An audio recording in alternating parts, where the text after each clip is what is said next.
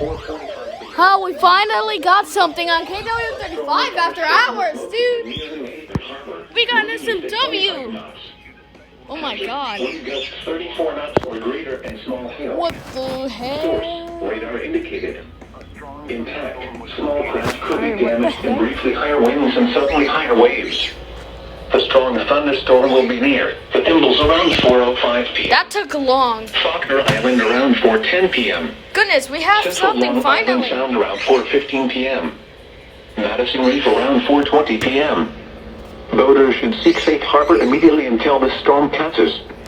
Wind gusts 34 knots or greater. Small hail, high waves, lightning, and heavy rain are expected with the storm.